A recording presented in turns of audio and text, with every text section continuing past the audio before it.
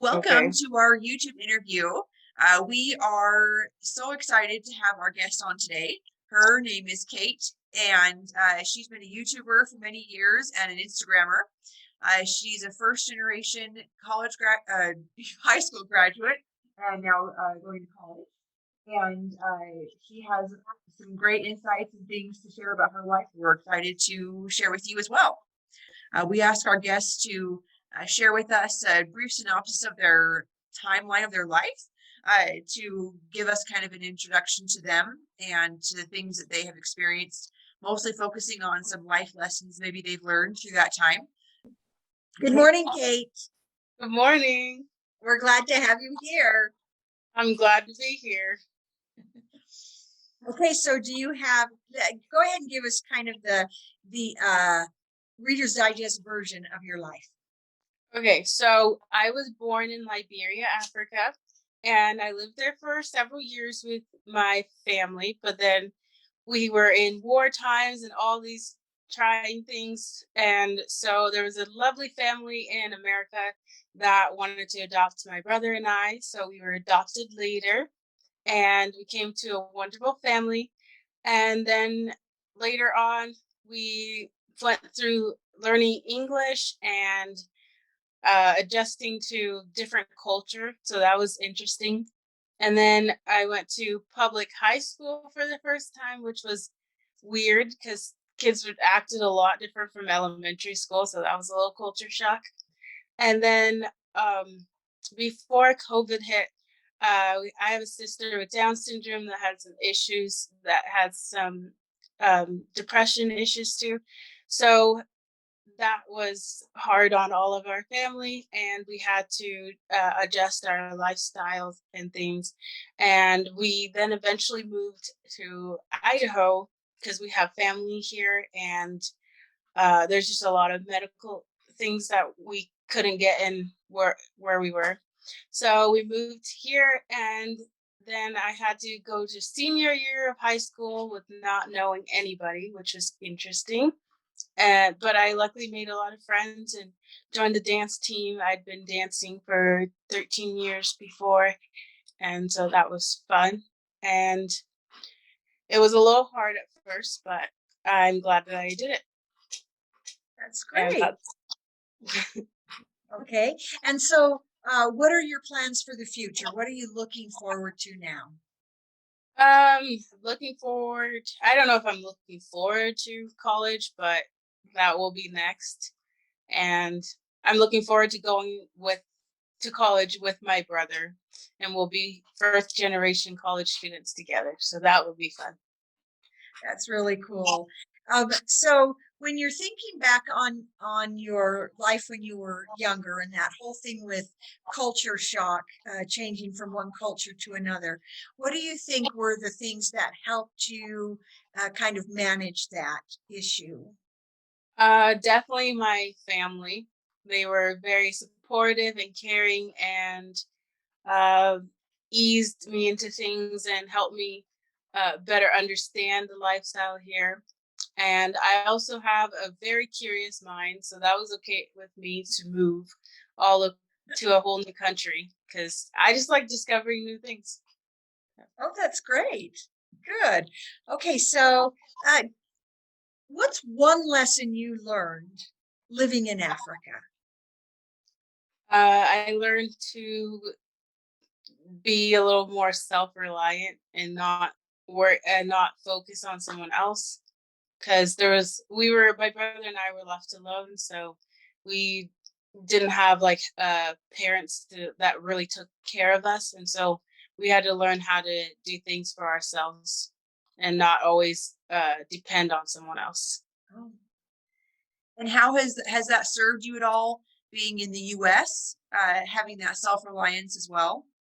Yeah, I'm able to, especially at work, I'm able to do things without waiting on the boss or waiting on other people to tell me what to do. I just go ahead and do them.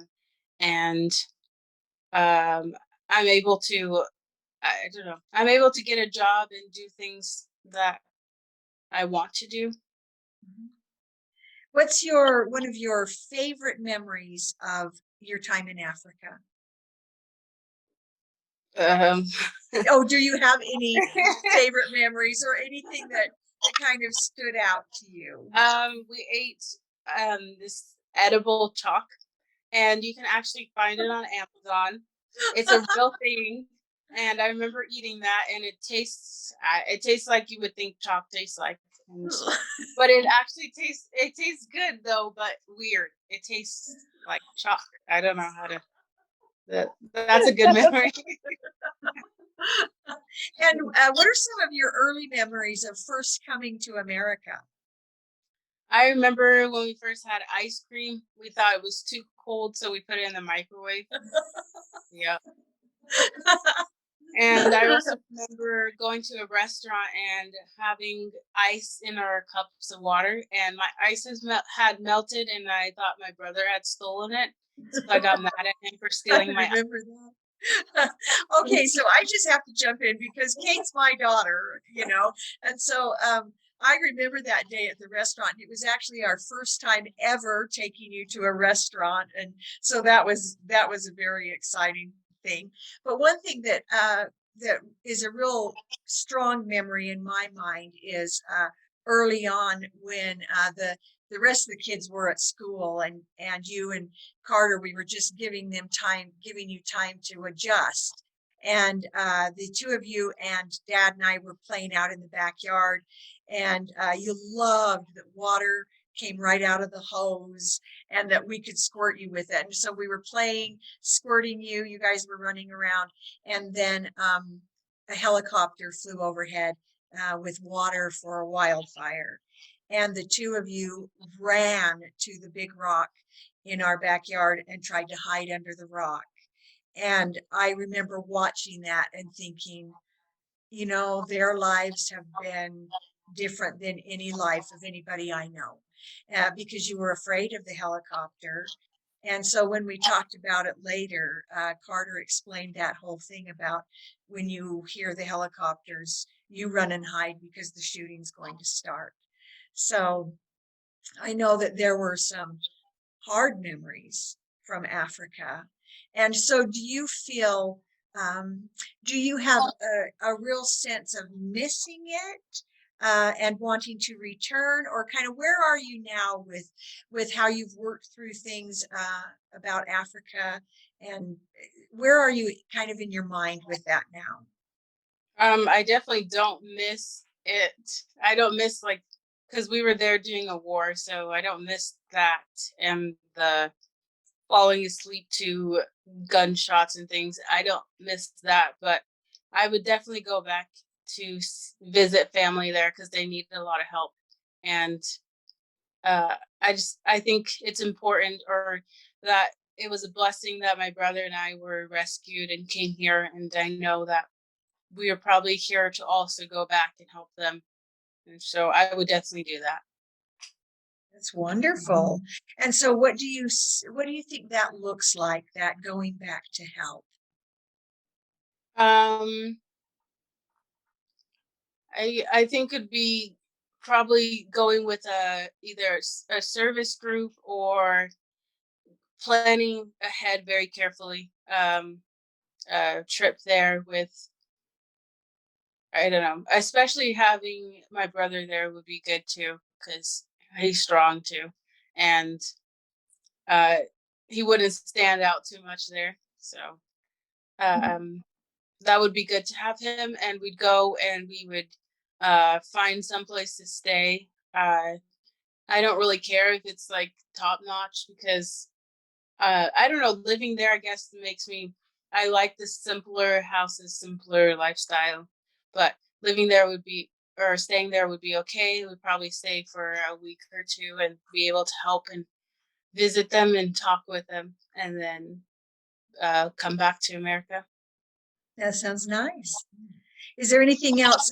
Because we also want to ask you a little bit about your YouTubing and your social media and all of that. So, is there anything else that we ought to cover about your life so far that you'd like to share?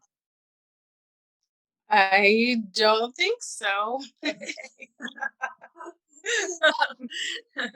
Okay, so tell us a little bit about your about your platforms in social media?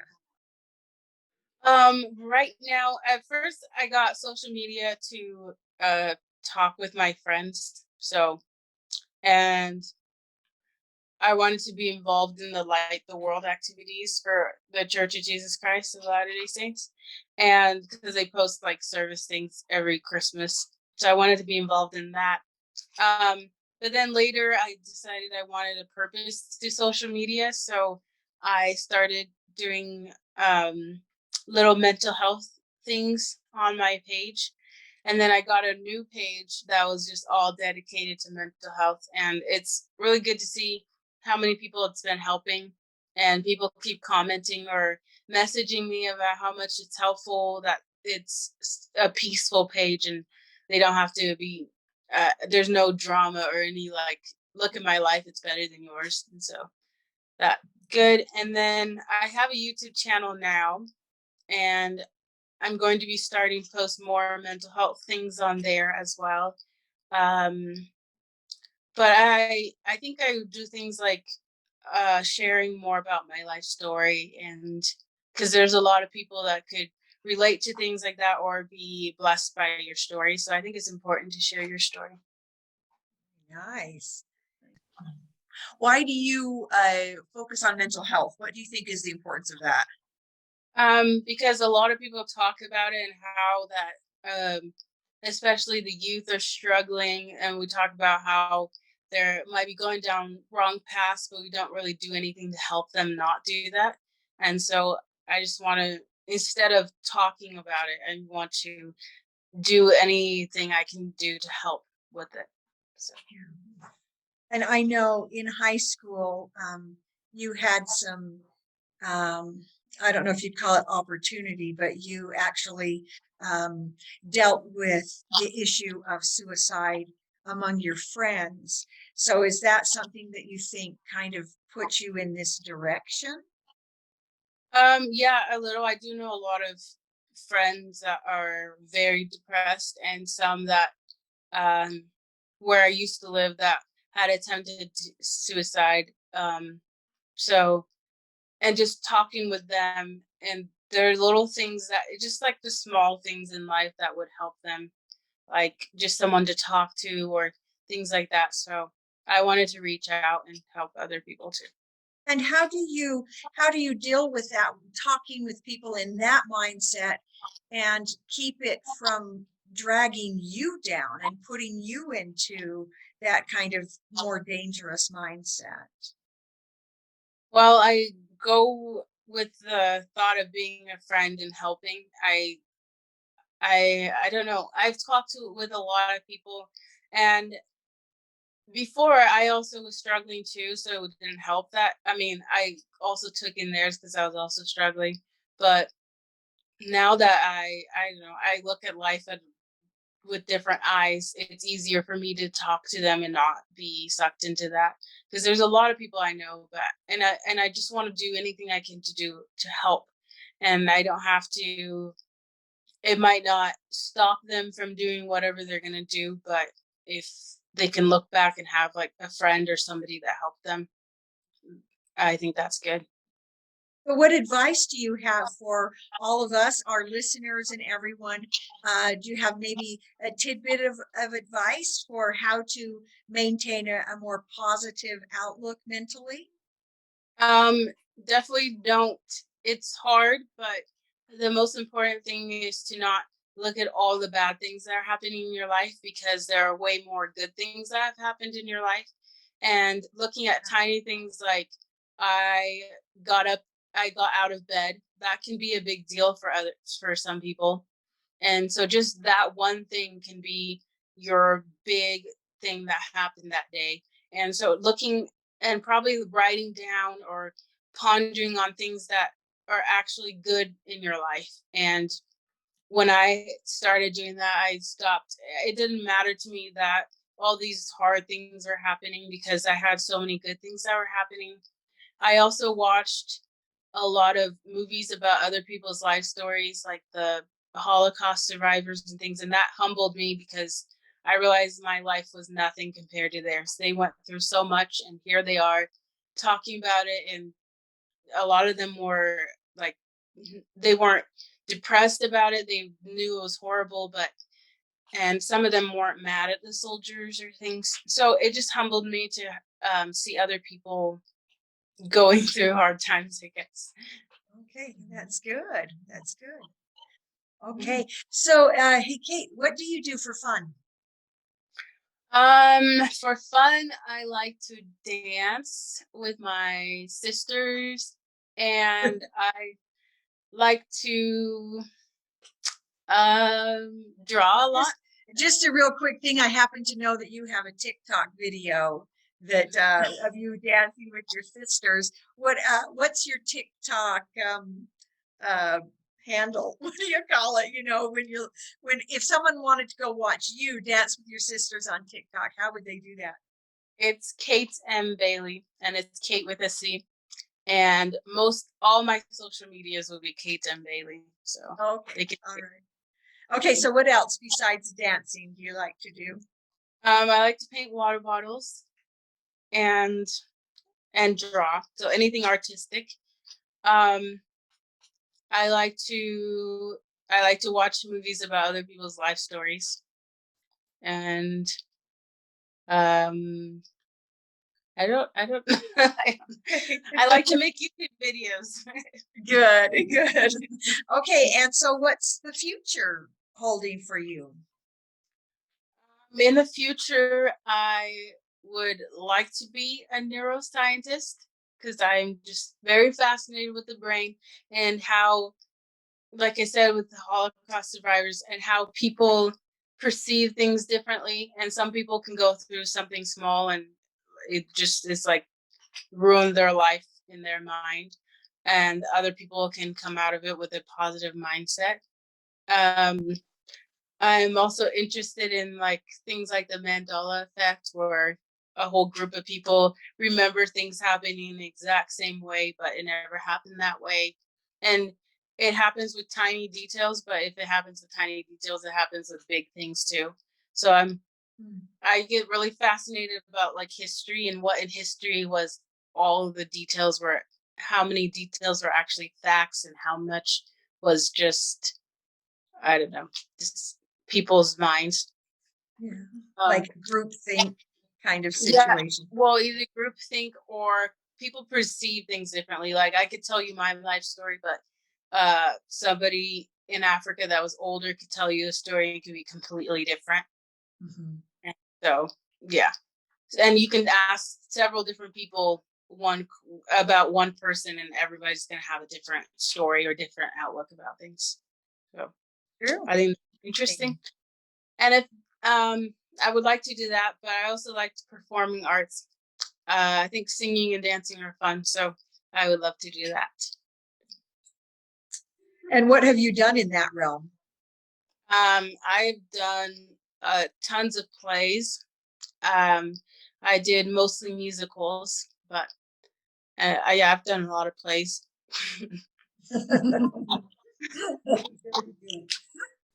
How would our listeners and viewers get access to you and your content?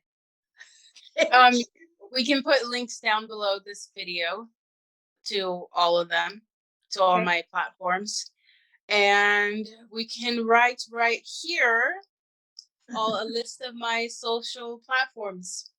Okay. All right. Okay. And just as a final thing, Katie did start doing stop motion videos when she was pretty young with her Barbies. And she has one video of Barbie doing the splits that actually has, I don't know, how 1,000 or more views. And 3,000. 3,000 views. And Yeah. so go look at some of her early stop motion. We've done some sort of plays where she does the Barbies and then we come in with the voices, and they've been kind of fun and pretty goofy. And so if you just want some lighthearted content, look at that. And then be sure you check out Kate's channel about mental health and mental wellness, and check out her Facebook. And you can also make comments in that about your mental health and wellness. And so we want to thank Katie for joining us today on our very first group interview, and we're grateful that you spent the time to be with us. Thank you. Thank you. Thanks, Katie. Thank you. Bye. Bye.